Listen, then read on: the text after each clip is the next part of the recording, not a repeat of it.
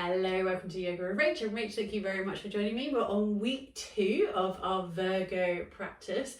This is our Samada Vayu, that upward and downward movement at the same time. And we come into that middle point, which is our core. If you joined me last week, we went into our mudra, our gesture, and started working with the belly breath whilst we were seated. We're going to go straight onto our back and check in with the belly breath whilst we're lying on our back. So come on down onto your back. Chin is slightly tucked into the chest. You're lying on the back of your head, placing the feet down onto the mat.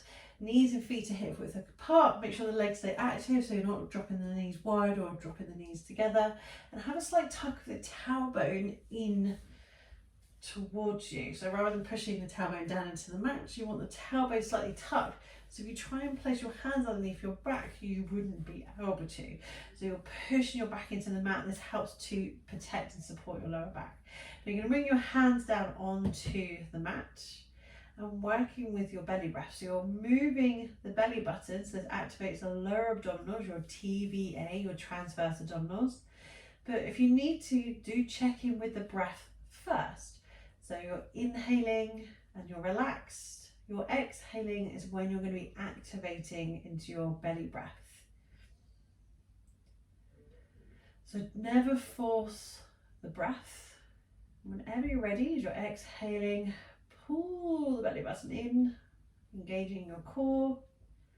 As you're inhaling, letting the belly relax. Exhaling, engaging the core, draw the belly in. Inhaling, let the belly relax. Exhaling, engaging the core, draw the belly in. Inhaling, let the belly relax and expand. Now you may feel this more, I know I do, I feel this more in my TVA now that you're lying on your back. I think because your back is supported, you haven't got the weight of the body going into the hips when you're sitting, now that you're lying on your back. So do check in, there's loads of different ways you could do this. Standing, you could do this sitting, you could do this lying on your back, you could do this tabletop. Now when we go into crunches, which don't worry, we're not doing, but I will link those at the end if that's something you want to go into a bit more. But we want to make sure the back is supported. This is when we do like the pelvic tilt of tucking the tailbone. So this would be like the same when you're in your cat cow and you tuck the tailbone, you tuck the chin. So your back is flat against the mat. So your lower back is supported. But from here, we also want to go into keeping the TVA active. So we can lift the feet and the knees are hovering over your hips. Now, a lot of people will bring the knees into the belly. Now, this deactivates your TVA. If you bring the knees in, you kind of feel the TVA sort of goes bloop out.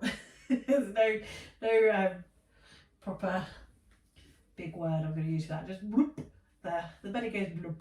The belly is relaxed. Whereas here, when you're hovering, your TVA will be more active and engaged. If you need to, you can place the hands onto the thighs, so it just helps to keep the legs here.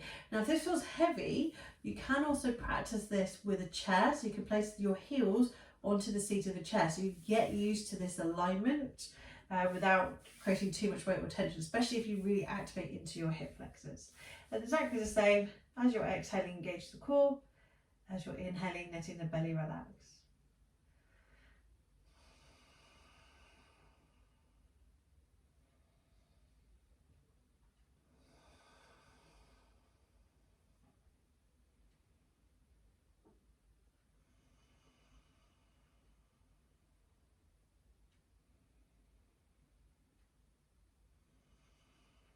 So as I said in last week's practice, your core is made up of your rectus abdominis, the upper abs, your transverse abdominis, your lower abs, your lower back, the obliques, your sideways, and the pelvis, so like pelvic floor. We're going to go a little bit into the rest of our abs. So we've been working with the TVA, you might feel that in the rectus abdominis. Letting the belly relax, bring the feet down onto the mat. We're going to roll onto the right side. And you're going to have your legs stacked. Now you've got 3 options with the torso before we even start working with the legs. The higher up you are with the torso, the more work this will be for the obliques.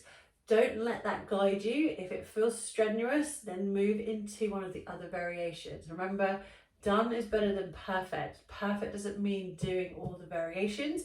It's listening to your body.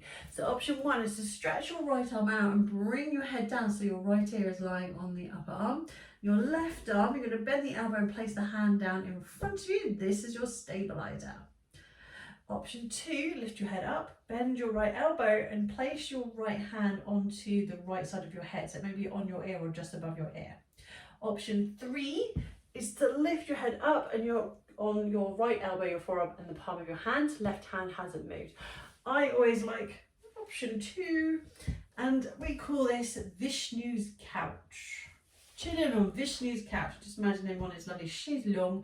We're going to do some movements in the legs and then we're going to be building up into side plank. Really good for your core, working with your balance. Belly breath I have actually heard called the breath of balance, because if you're strengthening your core, that's where your balance comes from. So we need to have a strong core to work with our balance, and side plank is a very lovely pose to work on because there's lots of different variations to work with, unlike we say normal plank pose. So from here, option 1, 2 or 3 with the torso, left hand down in front of you using your stabilizer. Right leg is going to stay on the mat and you're going to lift your left leg up. We're going to go for our scissor leg, so you're just lifting and lowering the leg down, but it doesn't tap with the leg, so you stay with that hover. And it doesn't matter how far you go, so your range of motion might be here or here. We're only going for up to 10, or is it up to? So if you get to 8 and you've had enough, that's fine. Remember, when we're working with any form of strength, you will get to a point of fatigue.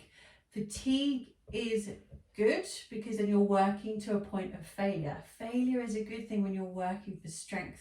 You have to get to a point of failure to be able to build up your strength. So if this feels really easy, then you might want to add on, and you can work with the resistance bands with this as well to make it that little bit more challenging if that's something that you find really, really easy to do. Let's do another set of these. 1, 2, 3, 4, 5, 6, 7, 8, 9, 10 and lower. And you might feel this in the hip flexors, the thighs, especially if they like to activate when you're doing any form of core work. You might be feeling this in the glutes as well. So let's find a variation. Whilst we're here, we're going to find a lying tree pose. So you can stay exactly as you are, but you're going to be lifting your left leg, bending the knee, and your left toe is going to hover above your right thigh. Toes might find the thigh, you might sit the foot sort of roughly on the thigh. You can also use your left arm as a stabilizer for that left leg and hold the left foot there. So you're in your lying tree pose or your side tree. Now we're going to start to check in with some variations of side plank, and there are quite a few different variations. So we can go for a slightly modified variation with the bottom leg, and we can work with the forearm or the palm of the hand. We can also come up into full side plank, which is Vashisthasana. I love that. It's probably one of my favourite Sanskrit words, Vashisthasana. And then if you like full plank, Vashisthasana, that feels really accessible, then you might move into your tree pose in Vashisthasana. But we'll get to that in a moment. So from here, releasing that left leg, keep the leg lifted. Your right leg at the moment is straight. You're going to bend your knee, so you're bringing the heel towards the tailbone. So you're going to have your right foot, your shin and knee on the mat. Now bring the left leg down so your arch, inner foot, or even the sole of the foot will be on the floor.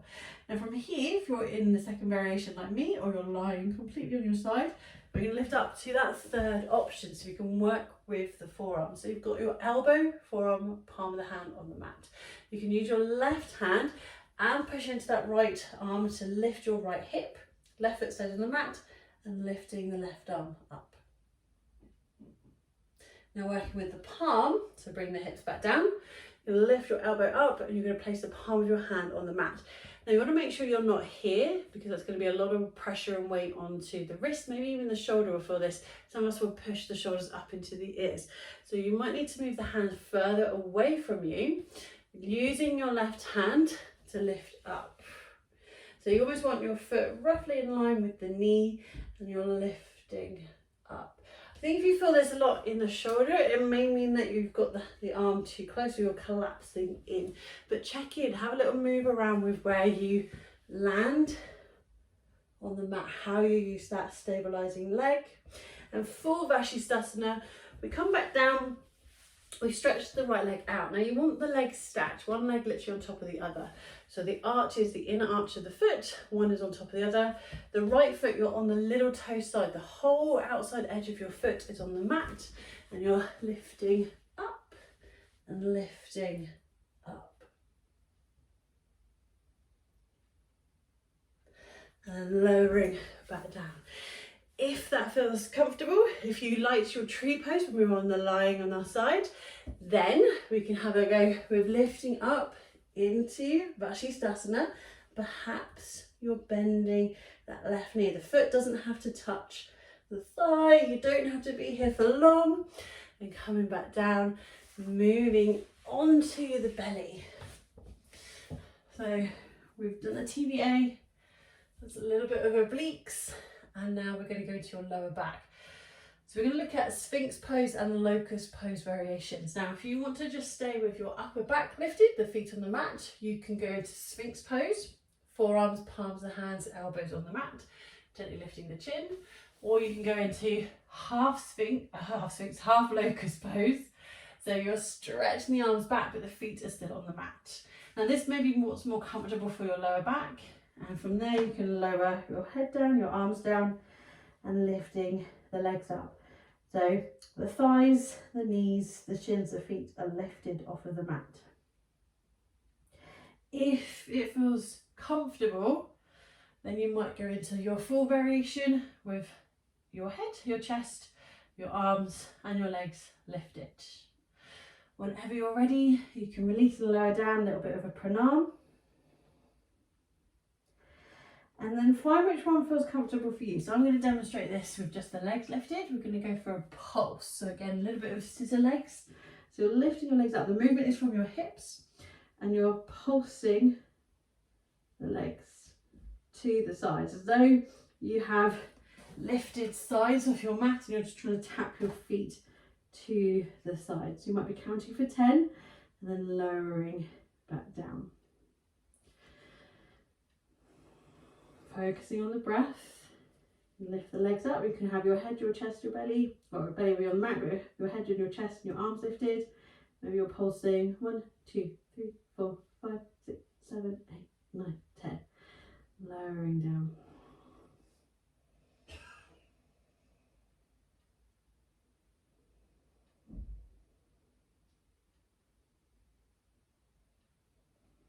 One more set. 1, 2, 3, 4, 5, 6, 7, 8, 9, 10. Just pausing. In our pranam. And from here we're going to roll over onto the left side. I'm actually going to turn around just so I can see you.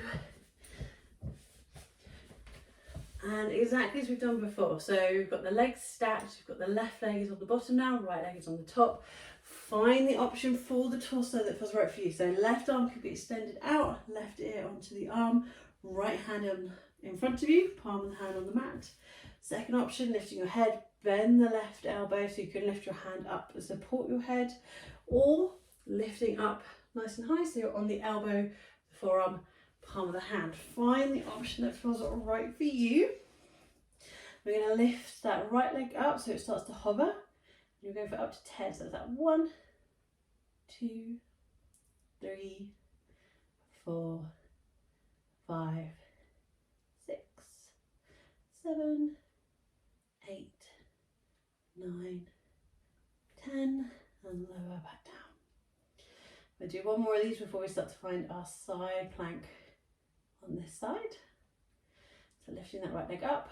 1, 2, 3, 4, 5, 6, 7, 8, 9, 10. So from here, we're bending that right knee as we lift the foot, finding our side tree. So the foot doesn't have to touch the thigh, maybe it comfortably touches the thigh, but use your right arm as that stabilizer so you can find that placement that feels right for you. Just means you can then hold the pose. Remember, there's nothing wrong with using stabilizers. That's exactly what your TVA is. That's your body's stabilizers. And yes, as we're kids, if you've learned how to ride a bike and you've had your stabilizers and you want to take them off, but you've always got your stabilizers, but we don't always use them. So remember, if you feel wobbly in your balance, you want to strengthen your core, you've got to work with finding your stabilizers. So from here, gently releasing that right leg, keep it hovering so we can start to bend the left knee. We're coming up into that last variation. So you're on the elbow, forearm, palm of the hand, place the right foot down. Right hand is on the mat. So we're lifting the hips and then lifting the arm up. So this is your forearm modified side plank, or working with the palm of the hand, lifting up, and raising the arm up, and then lowering down. You can work with the full variation with the legs with the forearms if you wish to. To me, it feels a little bit low. I will demonstrate it on this side. So you can stack the legs, lifting the hips and lifting the arm up. Or full variations, remember the legs are stacked, lifting the hips and lifting up. And if you do feel any tension in the shoulders or in the wrists, work with the forearm strengtheners, lowering the arms down in tabletop.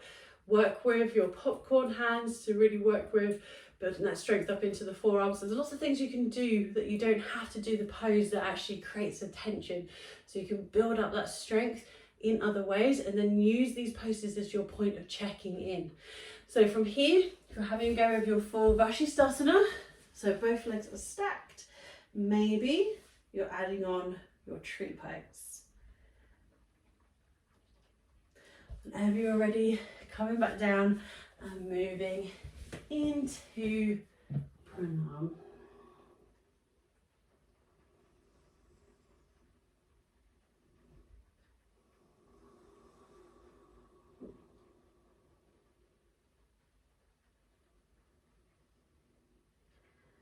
From your pranam, bring the hands underneath the shoulders, gently lifting up and drawing the body back as we move into child's pose.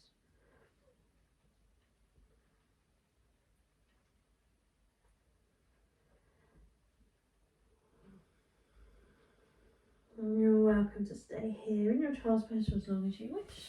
If you're watching the whole sequence, then the next practice we will start in child's pose. If you enjoyed this video, do give it a thumbs up. If you haven't already, please do subscribe.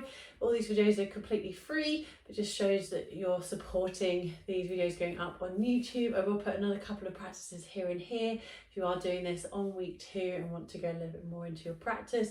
Remember, Virgo is a very grounded, nurturing, quite gentle practice, so you don't have to do too much. Don't push yourself. Enjoy finding that element of rest as much as that movement or activation. Thank you very much. Let's just see you next week. Namaste.